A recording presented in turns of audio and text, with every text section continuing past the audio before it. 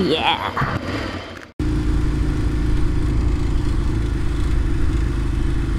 So hey YouTubers, just a quick vlog to introduce you to my new toy.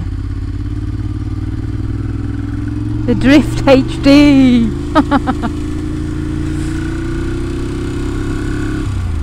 I've been talking about getting a camera for a little while now. I'd said that I wanted a GoPro 2 for my birthday in November, so that I didn't have to keep scrounging equipment and I could take it home with me and do some vlogs on the SV. And so to my surprise, very pleasant one, Russ came home with a Drift HD. We didn't really know very much about them. We've got a couple of friends who've got them, but they don't really produce much video, so we didn't know what the quality was going to be or how good the units were. But so far so good. Fixes on the helmet really easy. It comes in the box with these sticky pads, and they're stuck onto my shoe very easy, and I've got another one to put on my XR 1100. The external mics are extra, so I've got one in this helmet and one ready to put in the other helmet as well, and they literally just plug in the back of the unit, and the microphone you can just sort of squeeze between the cheek pads, just wedge it in somewhere. Seems to be quite good quality as well. The only thing I've found is that if I'm doing sort of over 50, I don't think the quality is quite as good. Tends to be a little bit distorted with the wind noise, so I try and do the vlogs when I'm going at more regular speeds. It takes a micro SD card, so we had to invest in a couple of large ones of those, and like the GoPro, which is just the normal SD. And I need to get a couple of extra batteries because they're supposed to last about 2 hours, and obviously sometimes you're going to want to be out a bit longer than that. So the extra bits, the extra mounts, batteries, microphones seem to be quite readily available, so it's not a real hardship trying to get hold of these things.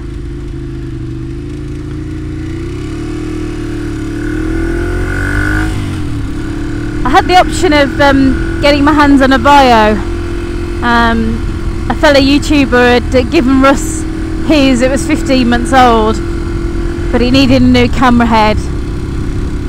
We were that disappointed with the need to replace the camera head, what appears to be every 12 months.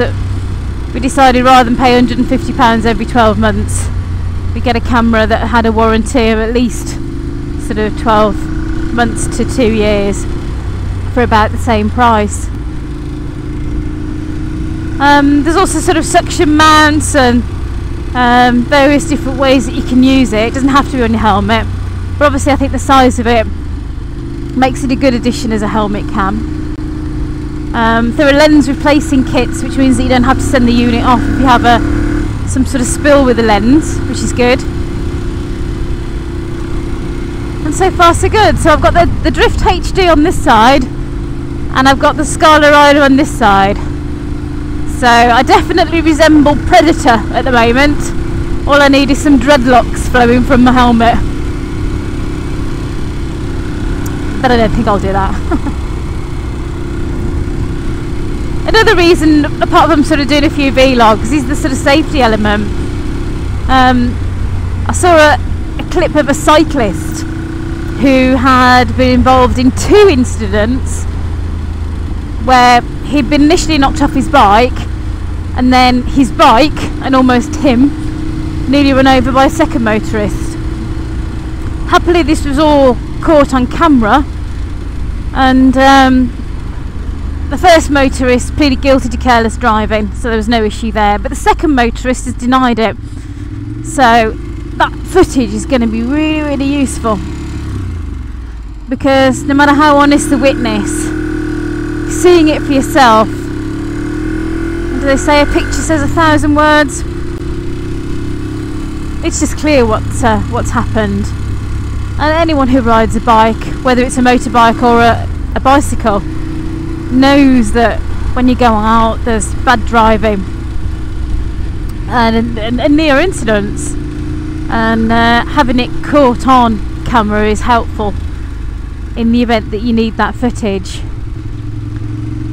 The one thing that has surprised me is some of the responses that Russ has got to his examples of bad driving, particularly things like the mobile phones, because I thought it was universally accepted that using your mobile phone whilst driving not only is contrary to the law, but also impedes your concentration and awareness, and you are much more likely to have an accident. And the number of accidents now that involve somebody losing concentration through use of a mobile phone is quite staggering.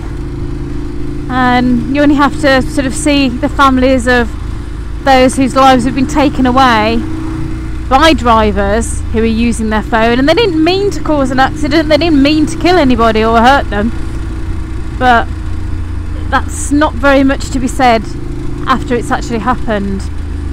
And I love my mobile phone, I'm surgically attached to it, but there's no call that important that I can't pull over and make it, take it, send that text if I need to. I don't need to try and do it while I'm driving. And I'm quite surprised that so many people try and defend that, if I'm really honest. Just my view. You may disagree with it, but the stats speak for itself. It's dangerous. It's a lovely time of night, about 8 o'clock. It's my favourite time to go out for a ride. Sun's gone down, traffic has decreased, it's lovely warm air. You can still see as well. I don't enjoy night riding.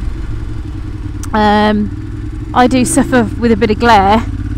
I had laser eye correction a few years ago, and I know that my night vision isn't quite as good as it used to be. So I don't tend to ride at night, to be honest. I don't enjoy it. I find the anxiety more than the enjoyment. But this time of night's just perfect, isn't it?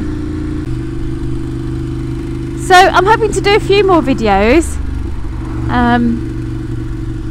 I've got no excuse now. I've bought a laptop, I've got a helmet cam.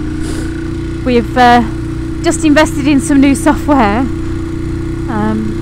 The Cyberlink Power Director 9 didn't work with the Drift HD that we were using, so we've had to invest in number 10, but small price to pay, I suppose. The same day I got this camera, Delinka put a video up saying that she got rid of her Drift, and I was quite pleased hers was the HD 170, so I'm hoping that the difficulties that she seemed to have with her unit I'm not going to have with mine.